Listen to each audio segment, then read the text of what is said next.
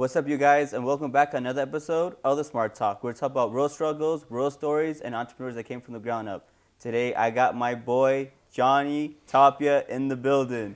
Yes, sir. How y'all doing? I'm Johnny Tapia, and it's an honor to be here on the Smart Talk podcast. I appreciate you coming on, bro. You know, you're a big figure in Albuquerque. You're my dog, so I want everyone to get to know you and your story, bro. So tell me a little more about yourself, man. I'm 25. I'm from here, Albuquerque, New Mexico, and I'm a professional boxer. Hell yeah. Nice. What made you want to get into boxing? My dad's a 7-time world champion. He kind of put, I want to say, Albuquerque on the map. He was fighting since he was a kid, and so when he had me and then my brother, like he wanted legacies. So we started fighting, and then it's been that ever since. Were you conditioned, like both you and your brother conditioned from a young age to be boxers? Oh yeah, since we were babies, since we could walk, we had gloves on our hands, and we were always in the gym. And so do you just try to admire your game after him? Is that the whole purpose of your boxing career? Sometimes, yeah, most definitely. He's always been the greatest inspiration for us, and since then, like him passing and everything, we just try to carry that legacy on and try to go as far as we can. Mm-hmm. Do you feel like it's a lot of pressure to live up to what he's done, or does he ever like talk to you about things like that? Sometimes, yeah. Like, it's a lot of people tend to like look. How can I say it? They look for my dad inside of us, Right. and so when we fight or when we're out in public, they expect to see my dad. Yeah. And that's like the biggest thing that we've been trying to, fix is like we're our own people, So we do have that legacy, but we're gonna come out in our own way. Yeah, I mean, usually the narrative, besides like our children of famous or accomplished athletes, is that they either surpass or accomplish the same accomplishments the parents had, and that's like it's pretty cool to see that. Oh yeah, You're definitely. trying to change that narrative. Mm-hmm. So right now, are you amateur or are you a pro fighter right now? Technically, I'm pro, so I already did everything on my paperwork to turn pro. So I can't really go back to amateurs, but technically pro, yeah. How hard was it to get your pro card and becoming a pro and getting away from amateur? Honestly, it's not very hard. You can go sign your pro card without any amateur fights, and kind of like how Jake Paul did it.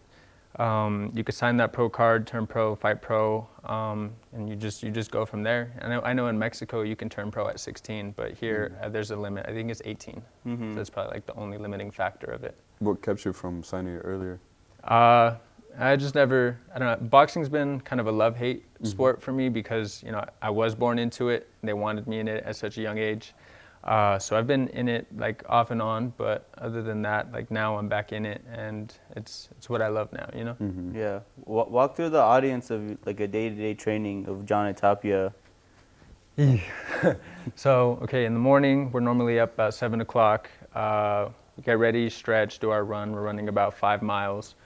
Then after our 5-mile run, we'll either take a break or we'll go straight into strength and conditioning. Then we'll have our breakfast, and then we'll get our rest period. We'll get like 2-3 hours of rest, and then we have our 2.5 to 3 hours of boxing training after that. So it's just nonstop. We're watching fight videos. We're doing things to strengthen our mind, everything that involves around boxing. What does your diet look like? Because I'm sure you're burning through calories like crazy. Honestly, I don't have a strict diet because I have a very fast metabolism. So I technically just kind of eat whatever I want.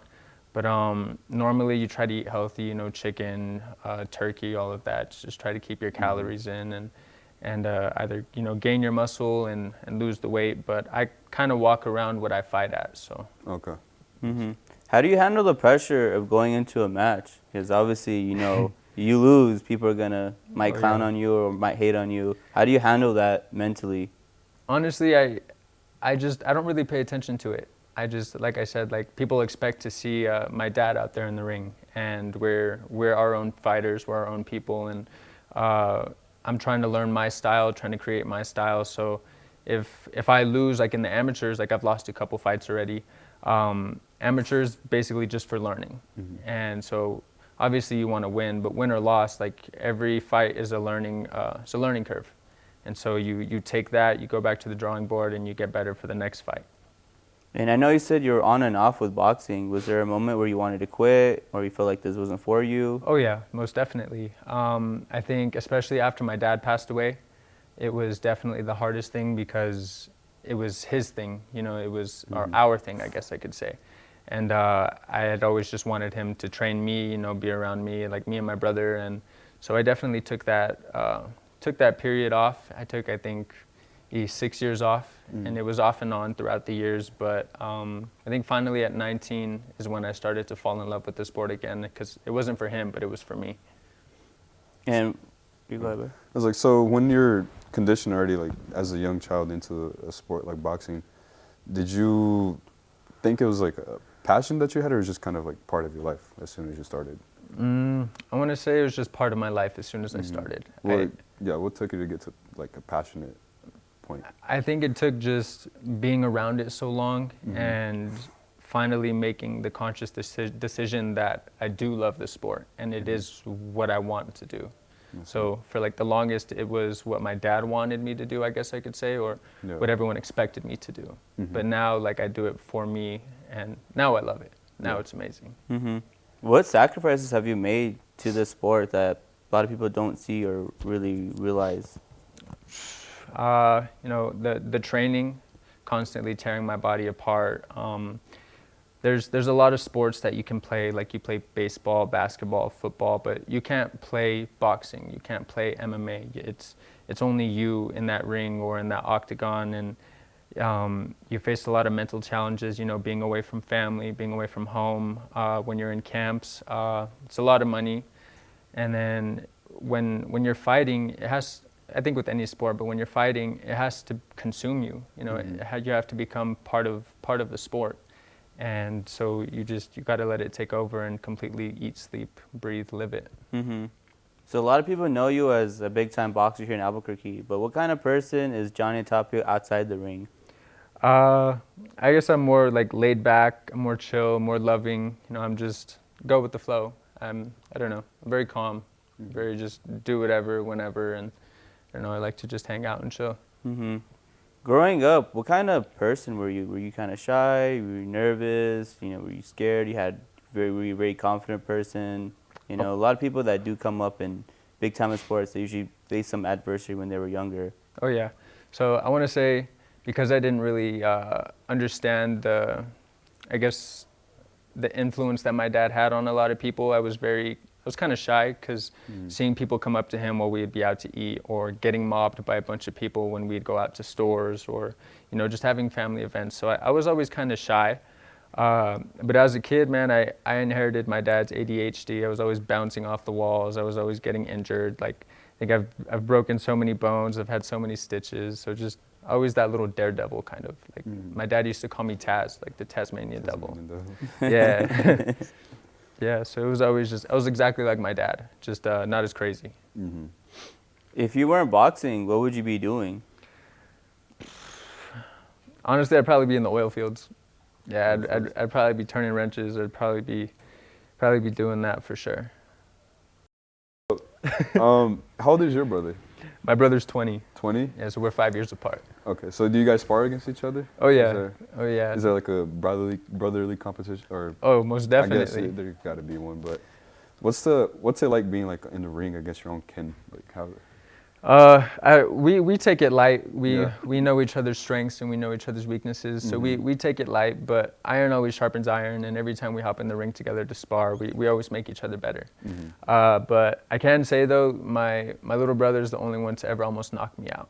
Like, only make me see stars. Have you ever been knocked out? No. No? Never. No. Damn.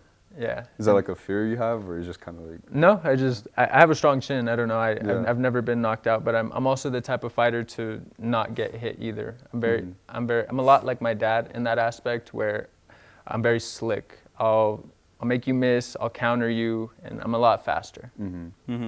So let's talk about some of the losses you faced in your career. 'Cause I know you said you had a couple losses. Yeah. How'd you face that? You know, whenever you took the L, you know, how'd you rebound and, you know, get back on your feet and keep going? So my first loss, I remember I completely quit. I gave up, and it sucked. It eats at me till this day, because I could have been a lot further than where I'm at now, but I gave up. And I think just not knowing how to face a loss, or not knowing how to deal with it or come back better, because I don't want to say necessarily have that support system, but if if I would have had my dad, I know I would have been able to go through it a lot more and understand it a lot more. But after my second loss, I definitely found out like what I needed to do, and I was a lot more level-headed about it, a lot more clear about it, and I came back. I was working out strong a lot more. I was doing exactly what I needed to do. We got different trainers, and so I was just changing a lot of my lifestyle too. What's like what led you to quit on your first loss? What was that? What led you to quit on your first loss? Was it like, I just Was it the L? Was it you didn't want to do no more? The passion? I think it was just the loss of passion, because again, like it was always my dad's sport, and I think after like my first loss, like I was doing it for my dad, and not having him here to help me through it, like I threw it all out the window. I was like, I don't want to do this anymore, and Yeah. that's what kind of led to that. How long did you quit for after your first loss? It was a year and a half. Oh, you took quit for years, so that was a yeah, while. Yeah, I took a year and a half layoff. So what lit the spark to get you back in the ring? My brother. So me and my brother originally started fighting together, and then I took that year and a half layoff, and he was fighting, and he was doing what he needed to do, and I was kind of just away. Like I was working at Intel at the time, and I was just working nonstop and seeing how far he had gotten and seeing him progress. And when we started it together, it was supposed to be a me and him thing, and I felt bad. And I was like, no, like I need to start this up again. Like I need to come back and I need to make it better, because we're gonna be the dynamic duo, the one to take it all. So, how do you feel about like, so boxers like Jake Paul, Logan Paul, I guess if you call them boxers, but how do you feel about people that just like enter the sport for the virality of it? Like influencers? Yeah. Yeah. Honestly, I don't mind it. I think when Jake Paul started, boxing was kind of at a halt. I think he definitely brought a lot more fans. He brought the YouTube community into the sport of boxing. And, I say go for it. I don't know, as long as they're getting in there, they're making their money. I mean, it's a hard sport. I mean, if you're going to train for it, if you're going to hop in that ring, I mean, I give anyone credit. So I don't know, I don't really mind it. I think it's pretty cool. And now he's ranked 15 for, I don't even remember his weight class, but now he's ranked 15 in the world. So now people can actually fight him and, defend their titles against him. So it's actually pretty cool. He's came a long way. And I feel like a lot of people, they clown him because he has easy fights. But if you look at every single pro, I mean, you take those first, few fights to have easy fights, so you can get used to the crowd. You get used to fighting without headgear and smaller gloves, and so, he did 10 fights, I believe, with easy people. So hopefully now he can kick it up and actually fight fighters.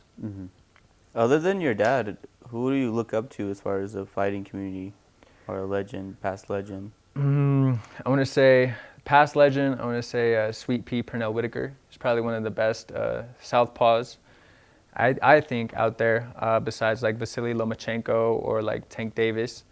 But Sweet Pea, he was quick. He was about my height too, about my weight. He was quick, make you miss. He was very slick, very awkward to fight. And us as southpaws, like we're awkward to fight. That's how we're known. And he's definitely one of like my biggest motivations as far as my dad goes. How hard is boxing?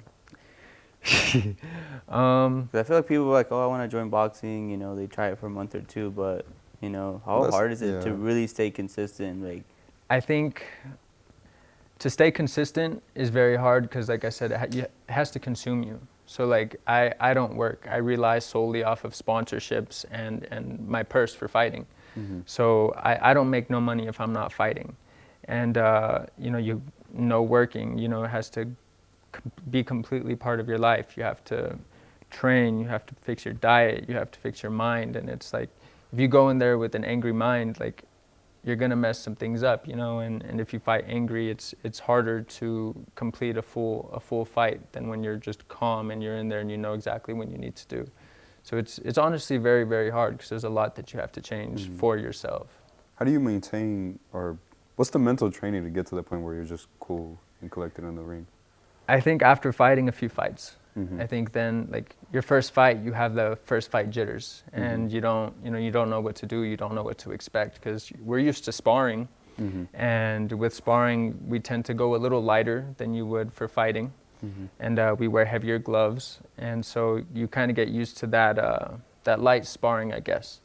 But then you go into a full fight and you're getting hit harder. You're wearing lighter gloves, and so it's a lot more intense for sure. But the more you fight, the more you're in it, the more you can kind of get that calmness in the ring and know what you're doing. How was your first fight? Did you win?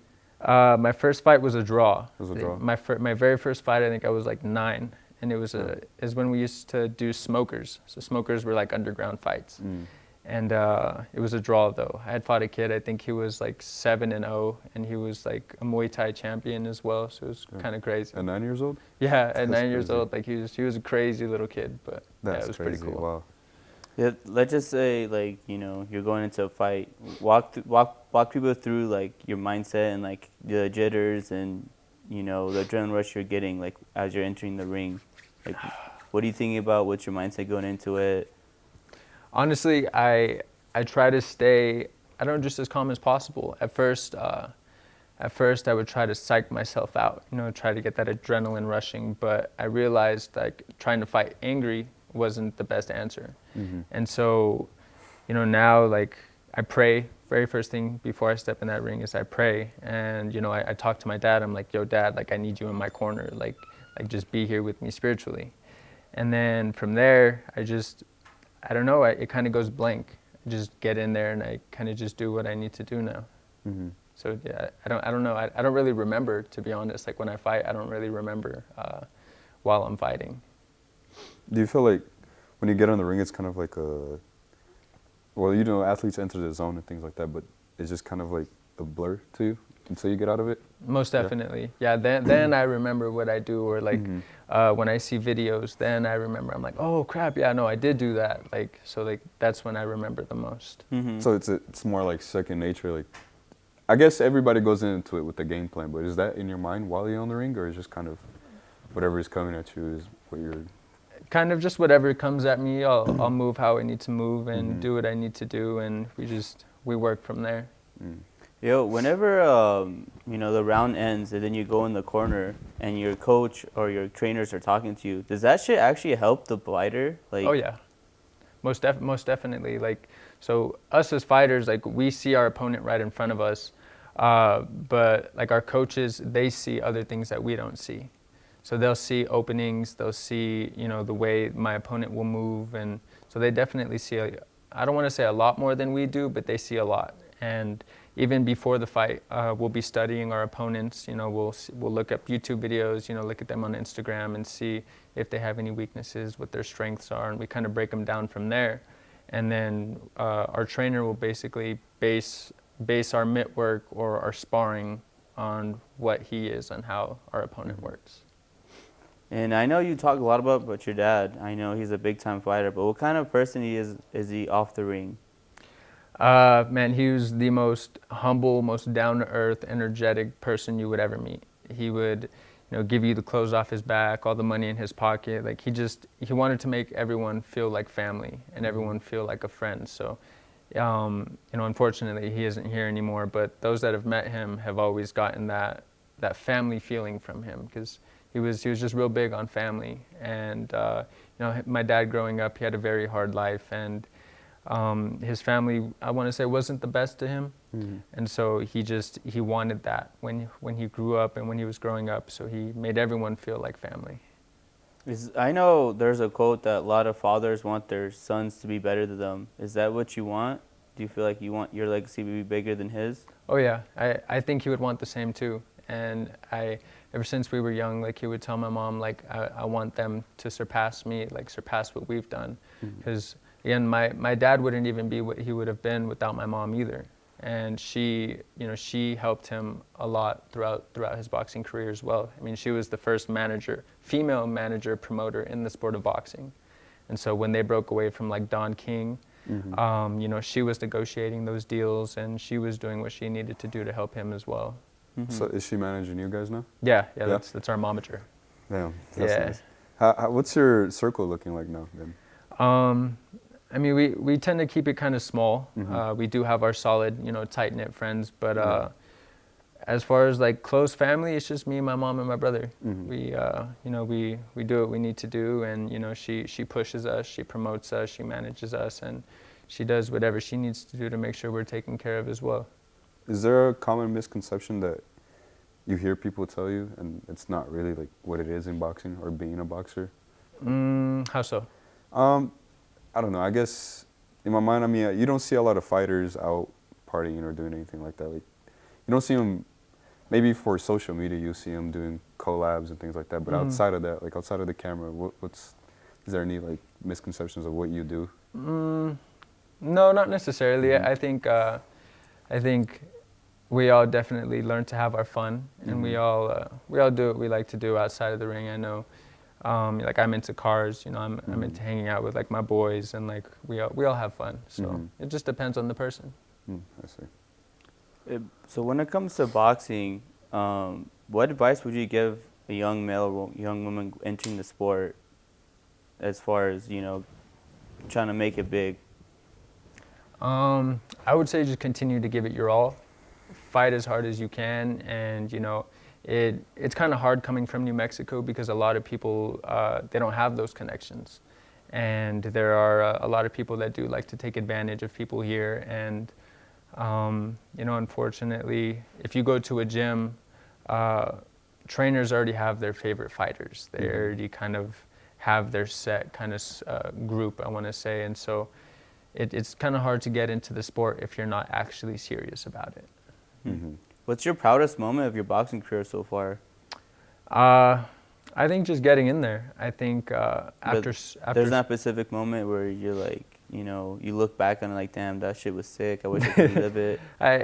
Honestly, no. I'm happy to be in after, you know, so long of not doing it and kind of hating the sport because my dad's not here. I think just getting in there and fighting and being with my brother. I think that's like my biggest thing, is fighting alongside my brother. I know you have a passion for your sport and what you're doing and trying to perfect your craft, but what are some cons that you really just hate about this fucking sport? The politics in boxing. Can you elaborate on that? A lot of it is, you know, who you know. There are fixed fights, whether people like to say it or not. You know, you can buy out judges, you can buy out refs, and it's all on who you know. And you know, if you know the right people, you can almost guarantee a win. It depends on who you're fighting and stuff, but it's definitely the politics for sure. What do you think needs to, like, what would you do to change that? Honestly, I don't know if it'll ever be changed. I think one person that's kind of helped that is Jake Paul. So Jake Paul calls out a lot of the crooked judges and crooked refs out here, and you know, we do have a lot of good ones too. Don't get me wrong, but Jake Paul has called out a lot of the crooked judges out in, I think it was maybe Nevada or California. I don't know, one of the two, but we have a few crooked judges, and other than that, I don't know if there's anything we can do to change it. Is there like a committee for, you know, the boxing league where they can put an end to that, or? So we have every state has its own how can I say? So we have New Mexico Boxing, the New Mexico Boxing Athletic Commission, and every state has their own, but that's for amateurs. As far as pros go, honestly, I don't know. Amateurs are more fair too, but as far as pros, honestly, I don't know. Let's talk about the drip you guys be wearing. You know, some boxers wearing some like really cool outfits and shit like that. Yeah. Do you eventually want to start look all dripped up before you get to the most ring? Most definitely. I want to have my gloves customized, you know, my boots, everything. I feel like normally I'm in sweats, I'm in whatever, just to be comfortable, you know. But I think most definitely I want to get to that point for sure. Was there like, so who are your sponsors right now? You know, you have Forgiven, right? Yeah, Forgiven and Polyclips. I got Ojeda merch right here. This is my dad's tattoos, Mi Vida Loca. We're working on a jewelry sponsorship as well. They're going to start making our chains and stuff. And I got a few local sponsors, a few plumbers, and you know, a few people that just, you know, they love my dad and they'd love to see us succeed as well. Absolutely. So what's the, like, on the arena itself, what's the crowd usually looking like for your fights? They're normally packed. Packed. They're normally packed. Yeah, everyone loves to come and see me and my brother fight because, like I said, they expect to see my dad. Yeah. And so they, for the longest, like we've been hidden for so long, they didn't even know my dad had kids. And so it's cool just coming out of the shadows and being like, yeah, like we're here, you know, like we're not the shit, but we're here and we're working towards getting to where we need to. Yeah. So it's pretty cool. Do you, I wouldn't say not a burden, but the pressure of like the people expecting to see your dad, like does that get to you when you're on the ring? No, No? the energy amplifies it even more because I can feel my dad like spiritually, like energetically when he's around, and so when they expect to see my dad, it brings them up more, and so it gets me more amped to fight for sure. When you're fighting, right? I'm sure you can hear people talking shit. Does that get to your head or no? Honestly, I can't. I'm only trained to hear my trainer's voice, and that's it. Like I hear people yelling, I see people yelling. Don't get me wrong, but I'm only trained to hear my trainer's voice. And then like if we decide to talk shit in the ring to our opponent, then we talk shit in the ring. How do you? I guess like you can see the scar right here. I got headbutted one time. Yeah. And just like getting hit that hard, I didn't get knocked out, but it just like takes your focus away. Like I couldn't really stay focused. How do you train for that? Like. I guess how do you train for getting like staying focused? Yeah, for getting hit. You just got to get hit. Yeah. And you just got to get used to getting hit. Cause like for the longest, like I think like you see new people, and we call them green. They're very green, is what we say, because they're very new. You see they blink when you throw a punch at them. So you get used to not blinking, or you get used to not flinching. So there's certain things that you got to get used to, but sparring helps out a lot with that. So just getting hit and being in there, just to not like lose that focus. Okay. And is like CTE or just head injuries a worry for you? Not really, no. No. I don't, and I don't want to like sound cocky, but I don't really ever get hit. I don't really ever get hit hard either. Like I said, we move a lot on head movement and being slick, and you know, there are a lot of fighters out there though now that, you know, are kind of punch drunk is what we call it, and their speech is slurred, or like they can't remember things. So like the CTE, like yeah, a lot of fighters are like that too. But that kind of stems from back in the day. You know, amateur fighters were having 300 plus fights for the amateurs, and like in the span of a year, or just a career? No, just the amateur career, whole amateur career. Like my dad, I think he had maybe over 300 fights and like I want to say 20 losses. So it was like his record was crazy, and so like that older generation had a lot of fights. So that's kind of why like that kind of plays into it as well.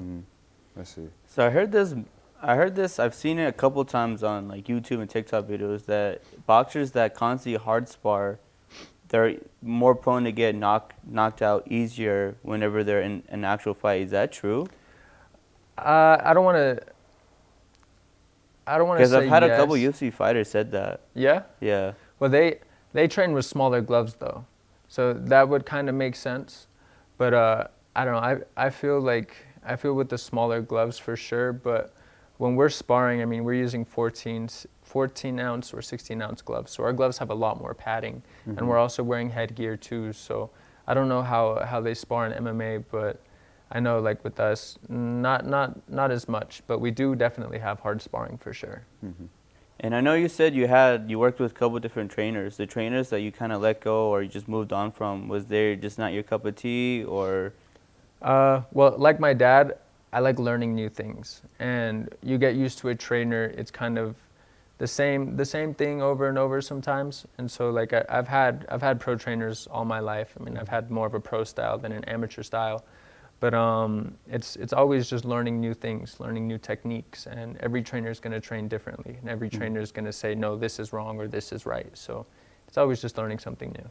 So after you learn the fundamentals, from there it's just kind of experimental, like you just... Kind of, yeah. And if you're able to afford it and you're able to, you know, be able to be fortunate enough to have multiple different trainers, then yeah, for sure. So you're a southpaw, right? Yeah. So if you were to line up against another southpaw, would you see like differences, like that are major, or just kind of like tweaks in between styles? Yeah, for sure, for sure. Every fighter is different. Every fighter is completely different. So you can have a long, lanky fighter like me, or you can have, like my brother, he's bigger, he's stockier, but he's also taller too. So every fighter is different, and every fighter will have their weaknesses and their strengths. I see. How does loyalty work when it comes to a trainer? Because I know there's, trainers become almost like your family. You guys eat together, you guys are training together, you guys are keeping yourself motivated. But, there's a point where you kind of want to level up and get a better trainer, or, invest into different coaching. And, there are those trainers like, hey, like, I was with you since day one, Yeah. I think it's kind of hard because I've had those trainers too before, but I think if they were to become family, then they're going to want to see you succeed no matter what. And if they can't accept that, they took you to a certain level, but you need something more to get past that, then I think it's kind of selfish a little bit. But, that loyalty will always still be there with certain trainers for sure. For sure, for sure. Do you ever go back to, for example, when you switch into a new trainer, do you ever go back to the old one and ask advice on certain Sometimes, styles? for sure, yeah. Because again, every trainer is differently. So what I learned fundamentals, let's say with Jesse Reed, you'd learn different fundamentals from Freddie Roach. And so if we switched, they'd be completely different.